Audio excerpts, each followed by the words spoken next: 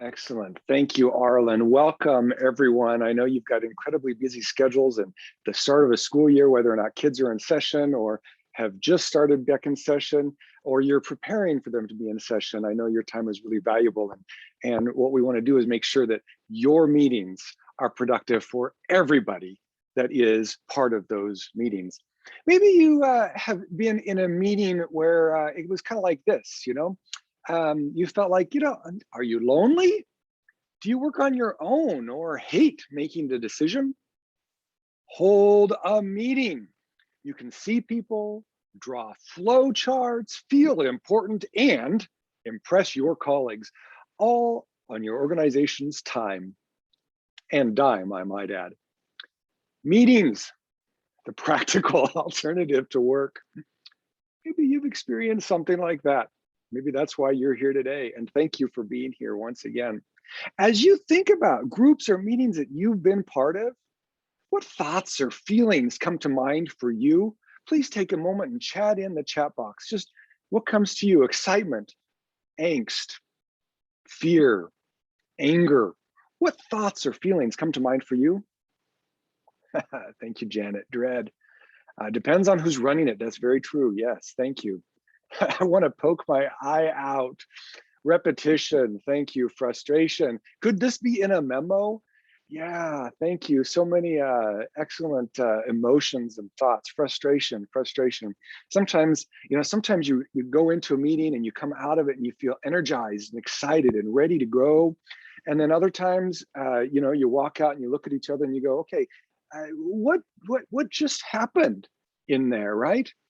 Thank you. And those of you who are continue to put in, could be doing something else, could have been an email, tired, meeting after meeting with no outcome. So that's not what we want, right? We want our meetings to get the most done in the least amount of time with the greatest group member satisfaction.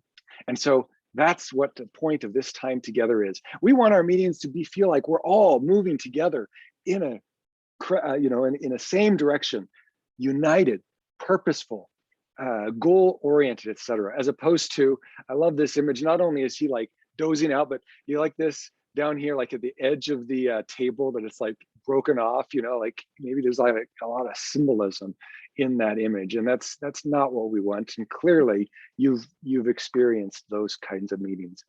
Before we get into the outcomes for this particular training, I just want to share a little bit about me, because some of you might be like, you know what, who is this Chad Dumas guy? What does he have to contribute to this conversation? So I am an educator, spent about 20 some years as a classroom teacher, intermediate service agency, professional developer, as a high school principal, K-12 central office leader, an elementary executive director, and recently became a consultant.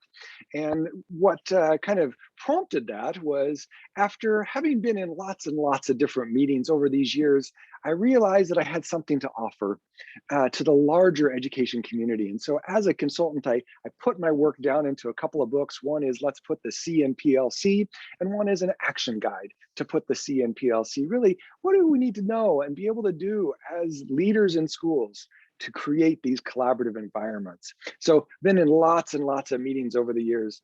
I'm also trained as a cognitive coach and as an agency trainer for adaptive schools. And a lot of my work really has been influenced greatly by the adaptive schools work. And so if you're familiar with their work, you'll see elements of that.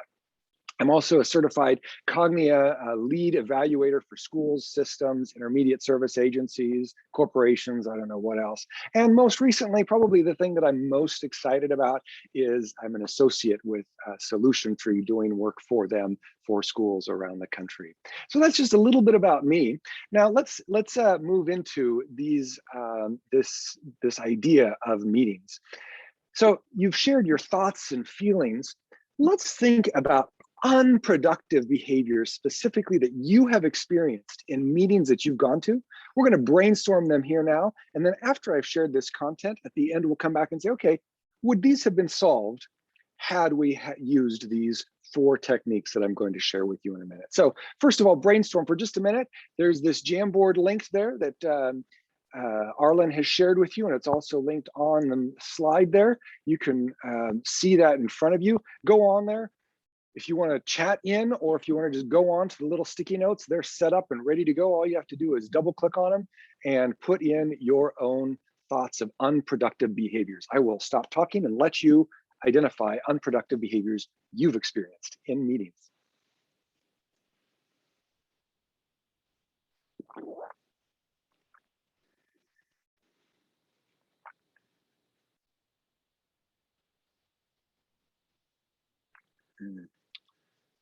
Yeah, thank you. People multitasking, getting off topic.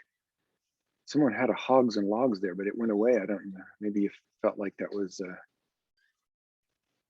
too direct, maybe. No end result, side conversations, vent sessions, doing other things, people talking so you can't hear and get out on time, dominated by one person, no agenda, reading directly from the agenda. Don't we love that?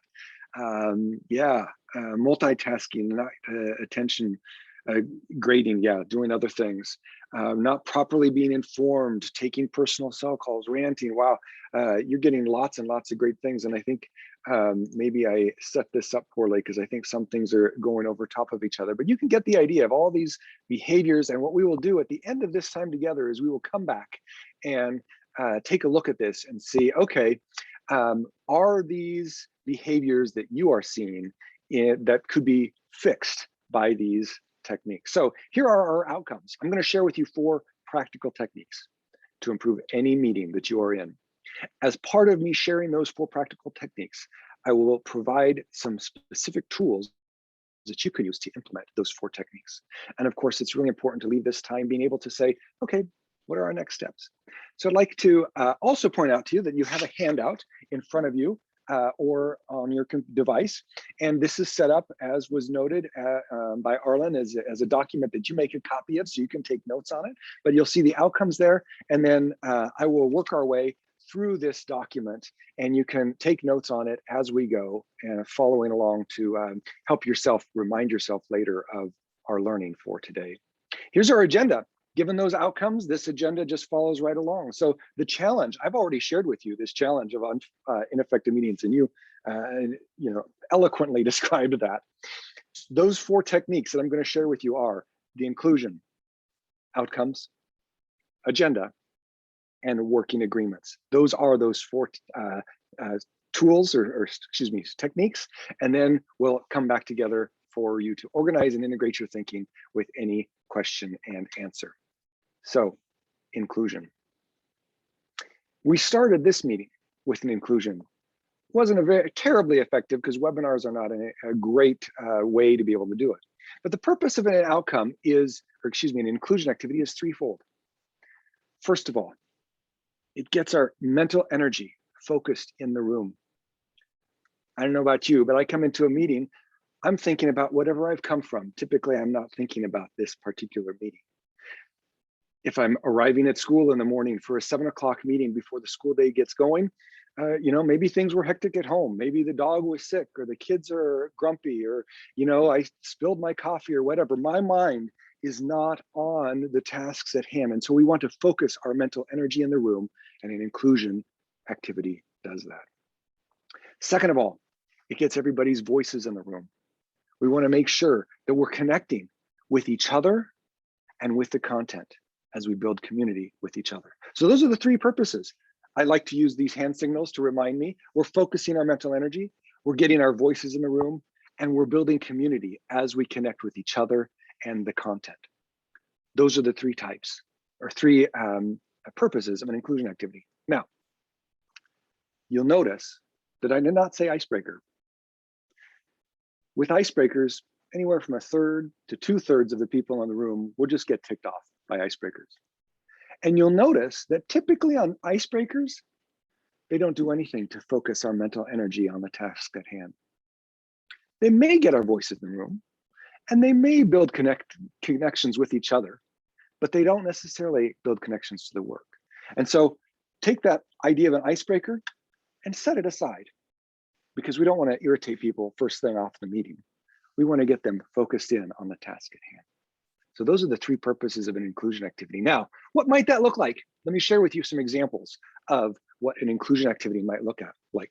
So at the beginning of the meeting, the simple question asked of your colleagues, which of the agenda items or outcomes that we have for today is most interesting to you? Please take a moment and turn to the person next to you and share. Right?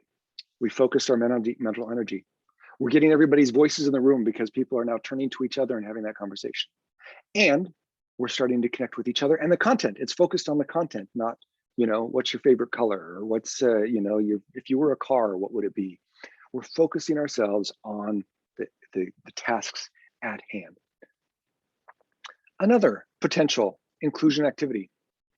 Since last we met, what do we need to be talking about today? Again, focuses our mental energy, gets our voices in the room, and connects with each other. By the way, one thing I forgot to mention about an inclusion activity is that it should be at every meeting, whether it's a 15-minute meeting or a multi-day retreat. We need to engage in some kind of a inclusion activity to get us going. I'm sorry, I'm just looking at the Q&A. Colleen, yes, the slides are available. And Arlen, could you throw those back up in the chat again? The slides are available for everybody. Here's another inclusion activity that I've seen work really well with folks in some settings, and it almost becomes a tradition where we're all coming into the meeting, we've got our minds everywhere.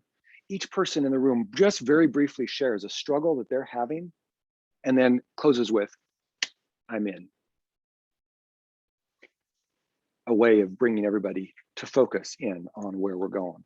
And then, if you just Google grounding activities, you'll see a number of different options of grounding activities that are out there.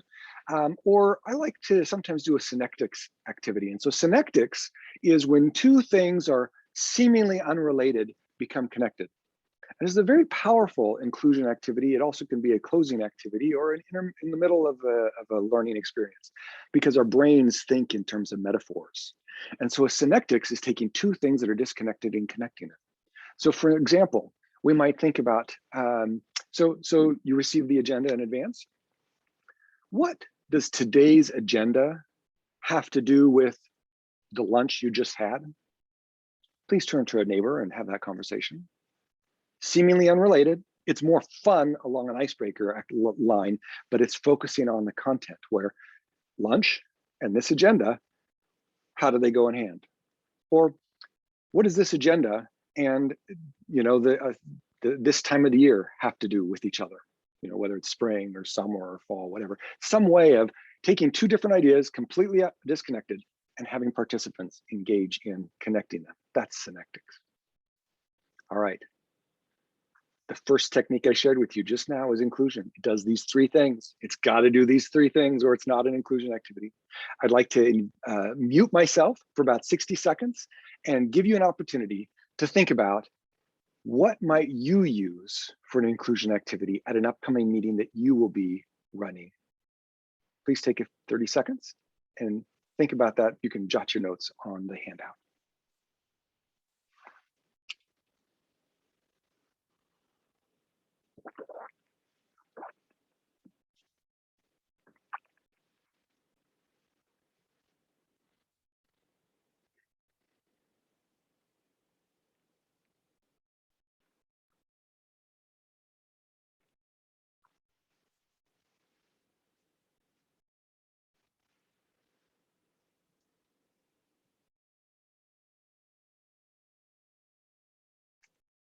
Okay, thank you.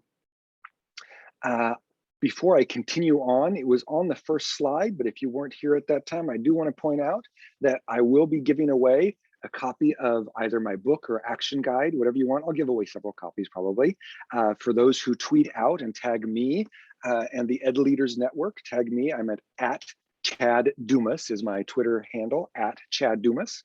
And then I also have some collaborative leadership courses in September that I will be doing, and I'll give away some of those as well. Thank you, Arlen, for putting my Twitter handle and the Ed Leaders Network Twitter handle in there. Please tweet out highlights, insights, questions, thoughts, pictures, whatever you would like, and be sure to tag the two of us, and we'll make sure we get some books and courses given away. All right. We talked about the challenge of difficult meetings, the importance of an inclusion activity. Now, the second two techniques for every meeting to help make sure that they're working for everybody is to have clear outcomes and an agenda aligned with those outcomes. So, ladies and gentlemen, there are three most important things for any meeting. The first, absolute critical, most important thing for any meeting is to have clear outcomes. People want to know why they're there so they can be able to contribute moving forward. The second critical thing about any meeting is to have clear outcomes. If we don't have clear outcomes, people don't know what they're doing.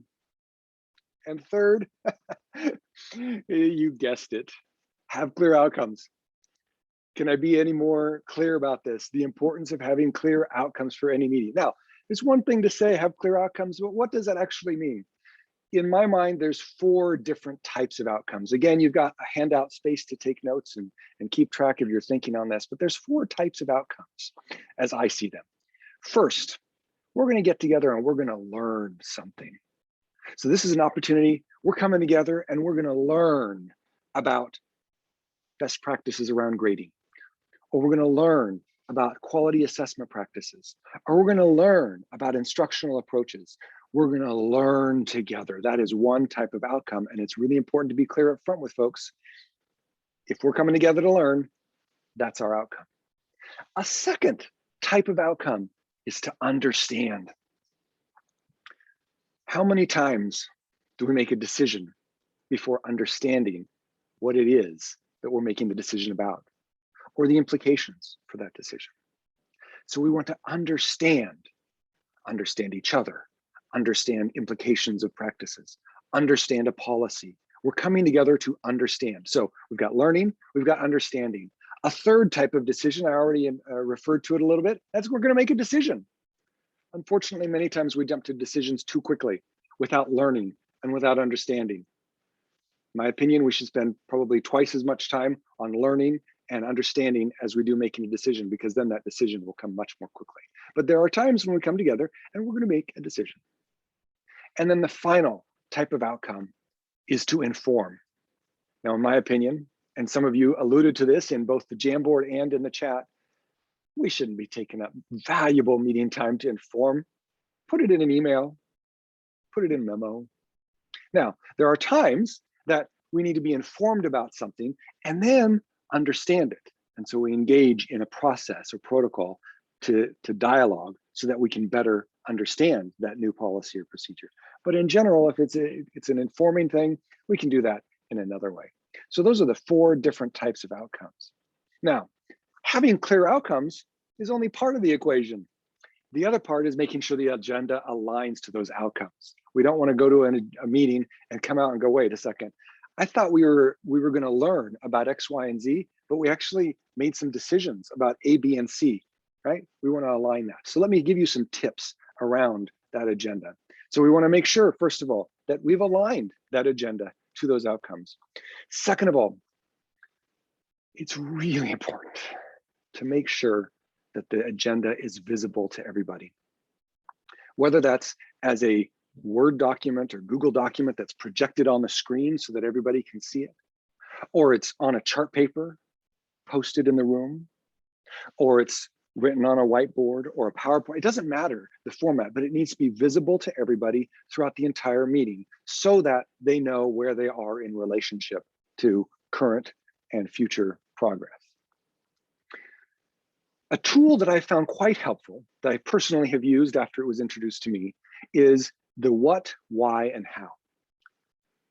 As adult learners, we want to know why we're being asked to do something. Of course, kids like this too, they need this as well. But as adults especially, we want to know why we're being asked to engage in something. So I took a screenshot and shared it there of a part of an agenda from a team that I'm familiar with, where they also identified who was in charge of this component of the agenda. What is it that we're going to engage in? Why is it important for us to do this work? And then specifically the how, step-by-step instructions.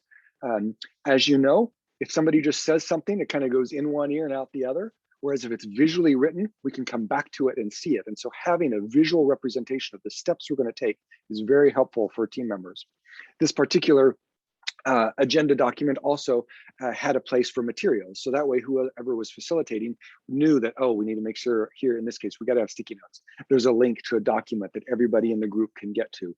Having this structured process, why, the what, why, how, organizer can be very helpful for your meetings. Another tip regarding the agenda is to think about whether or not time allocation should be included. This needs to be a conversation of the team to make that decision. Personally, I do not put time allocations on agendas, and here's why. If I say that the first agenda item is going to take 10 minutes, at minute 11, I can guarantee you there will be people in the room at minute 11 who will start looking at their watch, if they've got an actual watch or their phone, and they'll start worrying, what agenda items down the road are we going to miss because we're spending more than 10 minutes on this first one? So, but that's my preference. It needs to be a decision of the group. Do we put time allocations or leave it open? We also need to make sure, absolutely critical, to make sure that the end of the meeting, we have some kind of closure, which goes along with this next tip of agendas, to make sure that we're reflecting regularly on how are we doing as a group, individually. All right. Let me give you a chance to debrief, because I've talked for a little bit. Debrief on your notes, take some thought, take a minute to think about what types of outcomes, as those 4 outcomes, which of those seems most prevalent to you? Second of all, how might you help participants in the groups that you're in become clearer about what your outcomes are for the meeting? And then third, most importantly, what will you do differently based on this learning? Again, I'll give you about a minute to silently reflect and think about those 3 questions.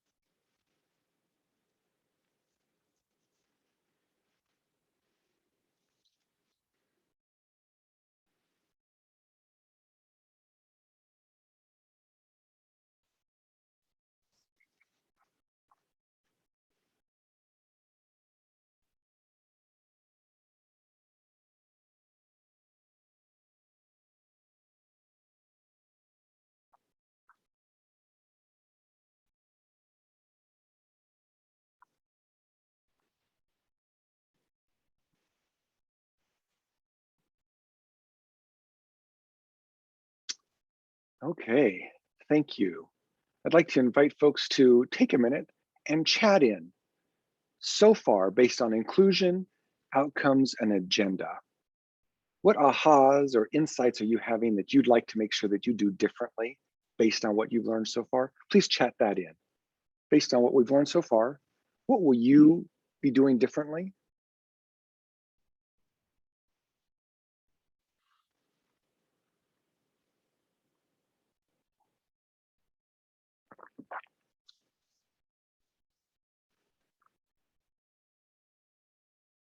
Thank you, Kelly. Inclusion and grounding. Thank you.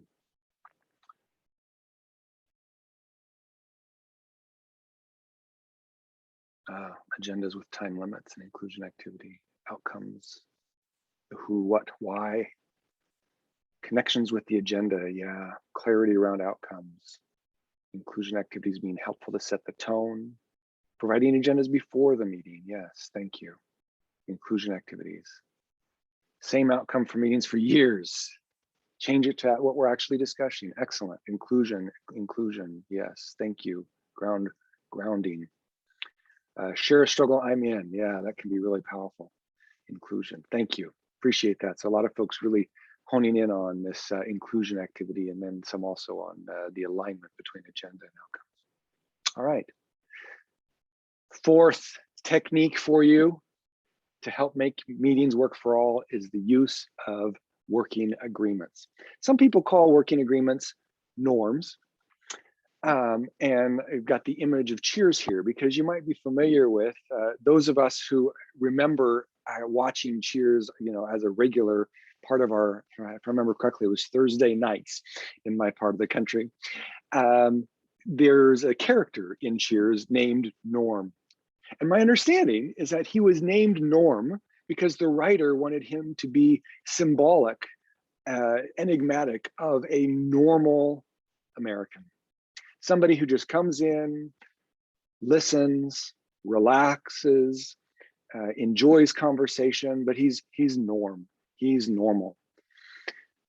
Unfortunately, norms or working agreements in most groups are unwritten and or unproductive.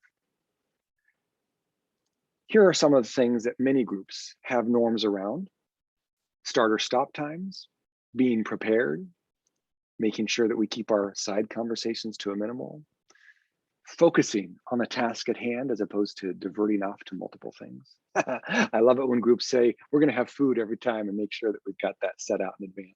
And of course, in this day and age, the use of electronic devices. So I'd like to suggest a process for developing norms. Many times, in my experience, schools that I've worked with, somebody gives someone a set of norms, and then they just get passed on year to year to year, and very few people actually have ownership of those norms. So I'd like to suggest a process that quite literally can take as little as 10 minutes and maybe as many as 20 minutes. If you've got a larger group of people, it might take 20 minutes. But if you've got a group of, I don't know, 5 to 10, and most teams are, 3 to 5, maybe 6 people in them, this process can be done within about 10 minutes. I've personally facilitated it, and it's taken about that long. Here's the suggested process. Hand out to everybody one 3x5 note card. Then invite people on one side of that 3x5 note card to identify 2 or 3 pet peeves that they have of meetings. And that's always a point of laughter, because people will say, oh, just 2 or 3? Yes, limit it to your 2 or 3 biggest pet peeves. One side. You give them a couple minutes to write down their pet peeves. After a couple of minutes, you invite people to now flip that card over. And on the other side of that card, please write down a norm or a working agreement that if we had this in place, it would fix your pet peeve. Again, 2 or 3 minutes. Now we ask people to get into pairs to share and compile their lists, not their pet peeves. We're not focused on pet peeves now. We're focused on the norms and the working agreements. So pairs, get together, share your working agreements or norms, and compile them into one list. Again, 2 or 3, maybe 4 minutes. Now we have those pairs square into groups of 4 or 6 if there's only 6 of you in the room, but they square up with each other, and again, compile their lists into one list. You do this until you have, if you've got a larger group, a larger set. But there's your process. Very simple, very quick. And within 10 to 20 minutes, you can have those norms set in place. Now, just because you have norms in place doesn't mean that a group will be effective. Lots of teams I've seen in work have not been effective because they didn't hold each other accountable for these. And so mutual accountability is what we're after. We don't want to be top down and have some administrator be in charge of making sure that this group is following norms. We, as a group, will hold each other accountable for the norms.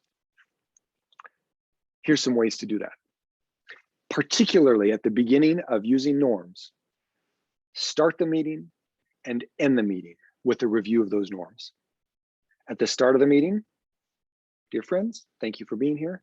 Please take 2 minutes and read through the norms to refresh your memory about what we agreed to, how we will behave to make sure that we maximize our time together.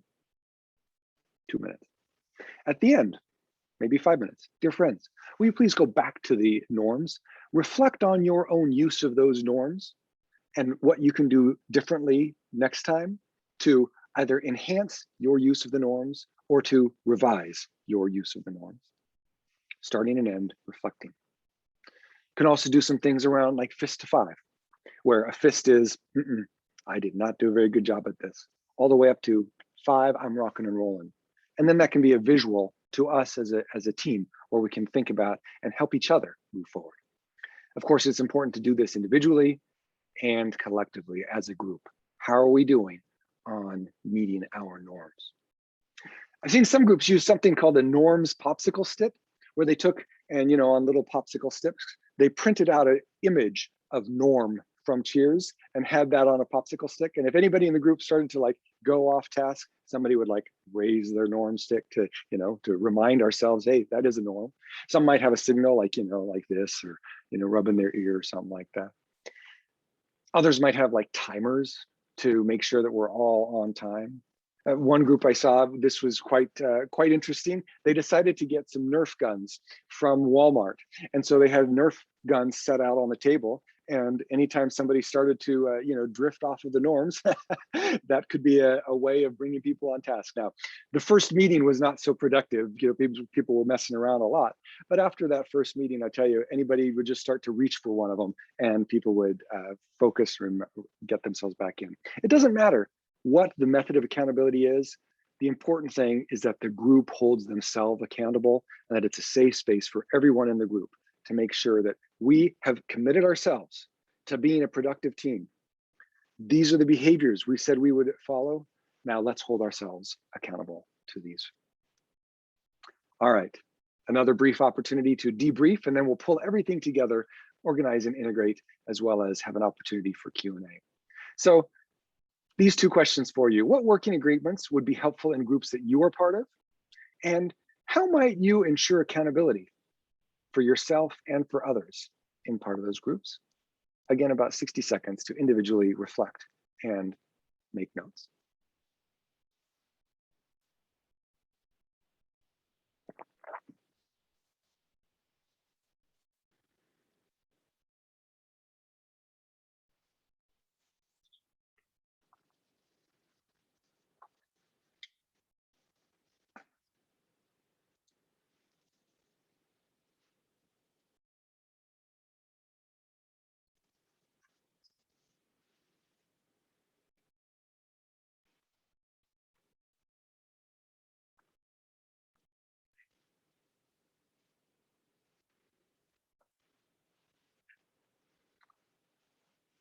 And thank you, Linda, typing one of yours in, not allowing one person to dominate. Yeah, that's really important.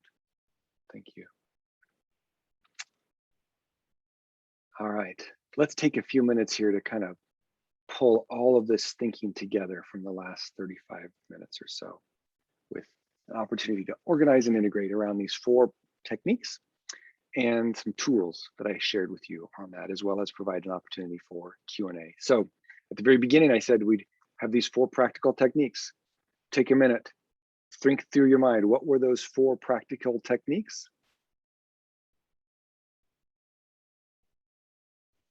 Inclusion, outcomes, agenda, working agreements or norms.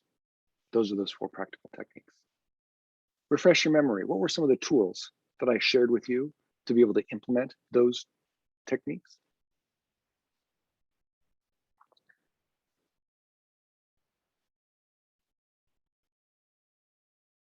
On inclusion, I shared with you some specific inclusion activities that you could use. For aligning for your outcomes, I shared with you the 4 different types of outcomes.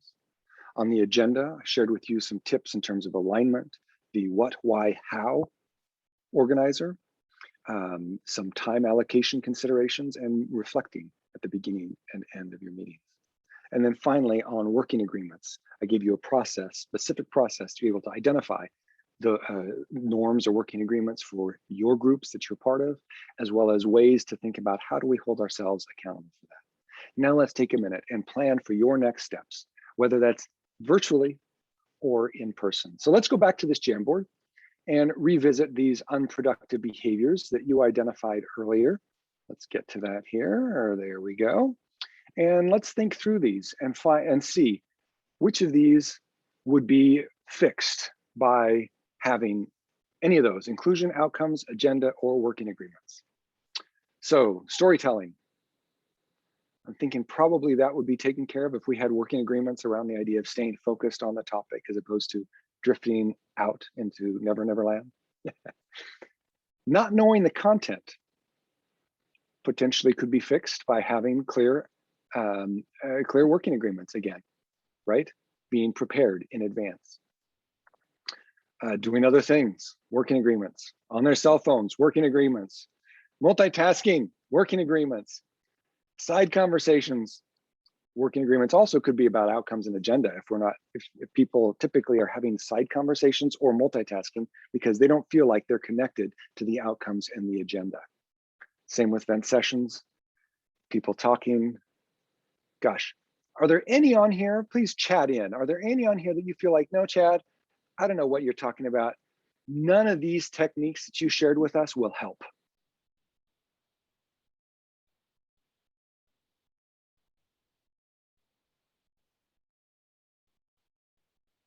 Any of them?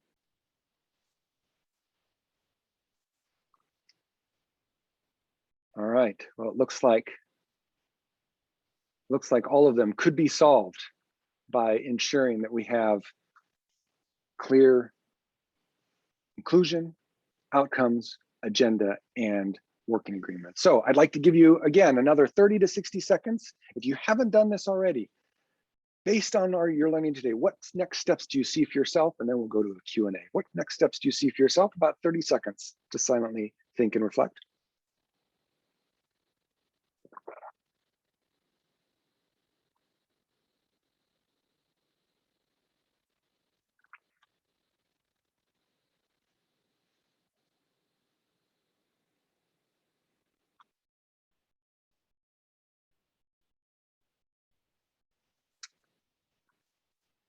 All right.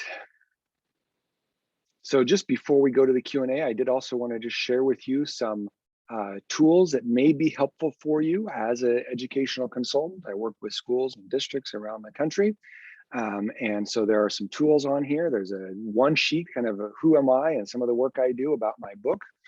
A couple of free resources, like what are these 10 elements, and an overview of those 10 elements to build a collaborative environment for our staff. I have a collaborative leadership academy, some options around some of the trainings and speaking work and workshops that I do, as well as the collaborative leadership mini course that I'm running in September that I will be giving away some seats to shortly. So let's talk Q&A, and thank you. So go ahead and chat in or Q&A in. What questions might you have that I can help you with? And feel free to raise your hand if you would like to speak your question on the mic, and I can give you microphone privileges. But if you would rather, you can type into chat, make sure you're sending it to everyone so we can all see, or raise that hand and I will enable the microphone for you. Perfect. Thank you.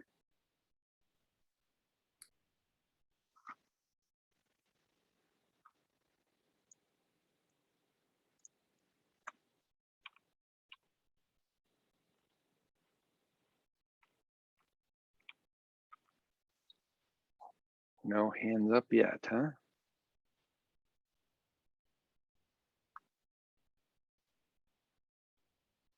So maybe I did such an amazing job of sharing with you these techniques that you're ready to rock and roll. Or I did such a lousy job, you've got too many questions rolling around your head and you can't put them down into words. I'll go with the former. Yeah, me too. That's great, Chad. And just so everyone is aware that the raise hand button is down on the toolbar at the bottom of Zoom. You may have to shake your mouse a little bit down there to get it to show up, but it's down at the bottom if you're looking for it. All right, here we go. We've got a question from Michael. Good deal. Okay, and Karen says, great presentation, tried to tweet, but can't load right now. That's all right. Karen, go ahead and tweet out anybody else who, if you want to tweet out, I won't give anything away for a couple of hours. So if you want to tweet out over the course of the next couple of hours, that's perfect. Okay, Michael, how do you handle a crowd that is not interactive? Oh, that is a wonderful question. I'm so glad you asked that, because this is the key to getting everybody's voices in the room, right? And to be able to build this community with each other.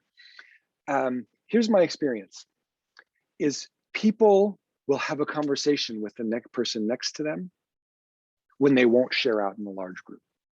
Like, if I'm asked to turn to the person next to me, I'm not going to be rude to them and not engage. I will engage with them. And so starting in pairs, this gets to a couple of ideas. First of all is the idea that the most psychologically safe grouping for any person is two. I will share with one other person things that I will not share in a large group of 50 or 60 or 70 in general. There's a few exceptions, but most of us with one other person. So if you're finding that folks aren't interacting, turn to a partner, or many other ways to partner with somebody else. Eye contact partners. Make eye contact with someone who you don't necessarily work with very often. Make eye contact with them, get with them, and have this conversation. And then once you've had pairs, then you can go in what I've heard referred to as goyles, groups of increasingly larger sizes. Goyles, groups of increasingly larger sizes. So I've had this conversation with the partner. Now we're going to pairs square, and there's groups of 4 together. All right. At that point, then typically you can get somebody from each of those groups to share out, either by volunteering or by designating. And you as the facilitator can designate, okay, the person in the group who has the shortest hair, or the longest hair, or who woke up earliest this morning, or who had the most vegetables or fruits yesterday, or what, I mean, you choose whatever you want, whose back is closest to this wall, whatever way you want to go about it, somehow to get the folks to engage. So going with, first of all, pairs, and then second of all, goyles. Hopefully that's helpful, Michael. Natalie, and if it's not Michael, please chat in, or if I answered the wrong question. Natalie says, how do you handle a storyteller when you have a norm in place about this? So, so a couple of things that you could be thinking about. First of all is the idea of how are we as a group going to hold ourselves accountable? When we set those norms, let's figure out right now, how are we going to hold ourselves accountable? And let's make sure that we do that. And then it's up to the group to do that. Another way, in addition to that, is to praise each other for positive movement in the direction we're going. So for example, at the end of a meeting, when we're reflecting on how we did, everybody might have an opportunity to think about how they did and how each other did and share. And so modeling a positive behavior in that time might be something like, Natalie, since you asked the question, I'll use your name. Natalie, I really appreciated how when you shared that story about X, Y, and Z, how you kept it really short and succinct so that we could make sure that we got the point of it, but we're able to keep on moving on. Thank you for doing that today, Natalie. And you can praise even if they took longer than what you would have wanted, right? So this opportunity, because praising is much more safe than criticizing. Instead of saying, Natalie, we said we were going to have short stories. You didn't do it, right? Instead, we can praise. Now it has to be genuine and sincere, right? I can't just, yeah, thanks, Natalie, for keeping your story short, right? That doesn't work. We need to be authentic and genuine with each other, but that can also be a powerful way to do that. Hope that gave you some thoughts or considerations, Natalie. Any other questions that come up? Thank you, Kelly and Michael. I'm glad that was helpful. Good. Thank you, Natalie. Glad it's helpful. Other questions from anyone?